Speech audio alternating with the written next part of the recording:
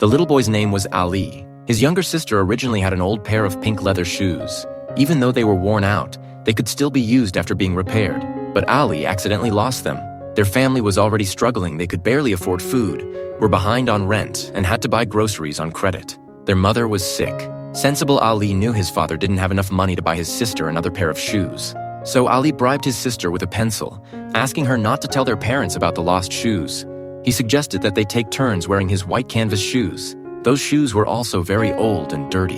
They didn't fit his sister well either, they were too big for her. But they had no better option. She had to wear those ill-fitting shoes to school.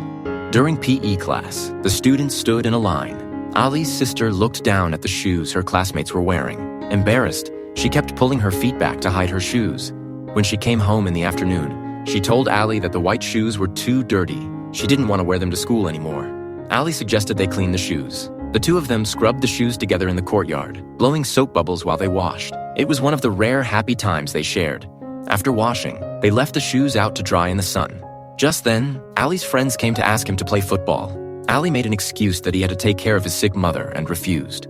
Back inside, he stared at the still wet shoes. He had no shoes to wear to go out and play.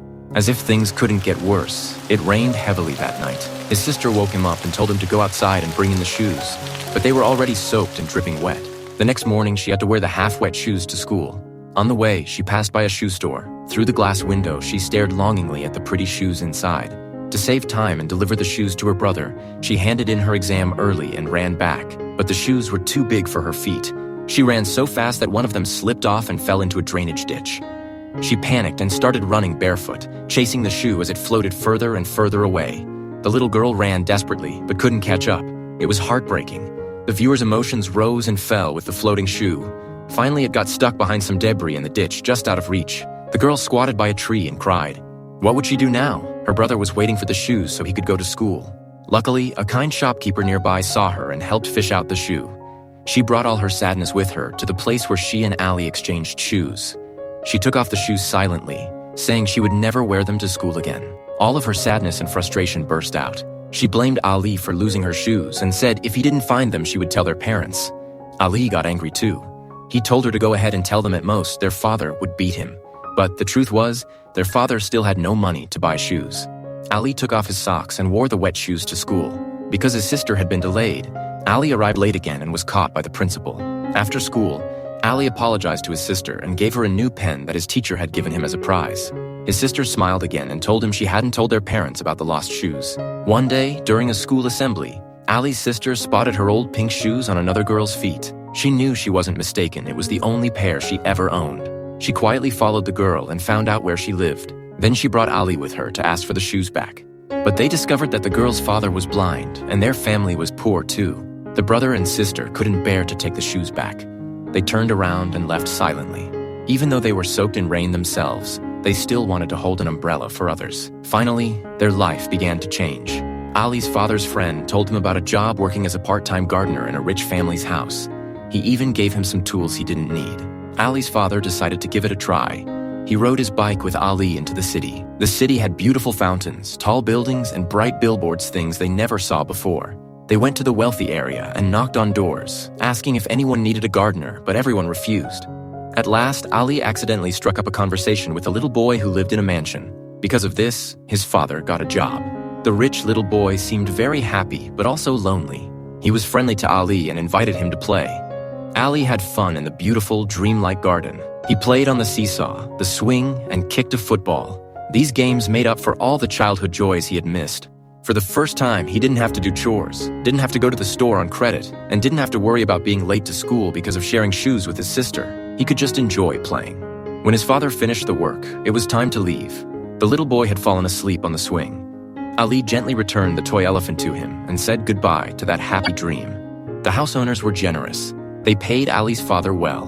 He was happy. He felt hopeful if this continued. They could finally earn enough to change their life. Ali suggested that when they had money, the first thing should be buying a new pair of shoes for his sister. But fate had other plans. Before his words even finished, his father's bicycle brakes failed. On a long slope, he fell to the side of the road with the bike. His father was hurt. The dream of a better life was broken. The new shoes for his sister were once again out of reach. Thankfully, not long after, Ali found a new hope. The city was holding a running race. Ali's school district had a few slots for participants. The prizes for top winners were amazing, but Ali only wanted third place because the third place prize was a brand new pair of running shoes. Ali cried and begged the teacher to let him join. All the practice he had from running to switch shoes with his sister had made him fast and strong. After some tests, the teacher agreed. Ali told his sister the good news and promised her he would get third place and give her the new shoes. She looked forward to it. On the day of the race, Ali gave it his all. In his mind, he saw his sister running every day just to help him. That image pushed him forward. He kept running and watching carefully to stay in third place. But just before the finish line, another boy bumped into him and he fell. He got up and saw other runners catching up. He lost control of the situation and could only run with all his strength. After crossing the finish line, the teacher came up to congratulate him. Ali's first words were to ask what place he got. When he heard he had won first place, he froze. Everyone lifted him in celebration, throwing him into the air. But while he was up there, he could only stare sadly at the third-place shoes he had missed. Everyone was happy for him, teachers, school leaders, and photographers. But Ali looked down, heartbroken. Wyatt. When the photographer asked him to raise his head for a solo picture, his eyes were already full of tears. He had done his best, but still couldn't win the shoes for his sister. Ali went home with sadness and regret. His sister saw his face and understood what had happened. She was just as sad. But the baby cried, and she didn't have time to stay sad. She quickly went to take care of the child. Ali sat alone by the landlord's swimming pool. He took off his shoes. The little white shoes were now dirty and torn, with a big chunk of the sole missing. That was the pair of shoes he wore to win the championship. Worse still, his feet were covered in blisters and wounds. No one could imagine how much willpower he had used to win. Ali soaked his injured feet in the cool water. Sunlight sparkled on the surface, and small fish swam over, gathering around his feet. They seemed to comfort the tired little boy, as if telling him, "It's going to be okay. Everything will be all right." At the same time, the camera shows their father walking home with a bike full of supplies. On the back seat were 2 new pairs of shoes. He had kept his promise. He gave the children the best he could afford, and it showed that their life was finally about to change for the better. Children of Heaven is a classic movie with a rating of 9.2. It's been among the top 250 films for years. The movie is short, only 89 minutes, and the story is simple. Yet, with just this one pure and beautiful children's film, Iranian cinema made a deep mark in world film history. It's plain but touches the heart deeply.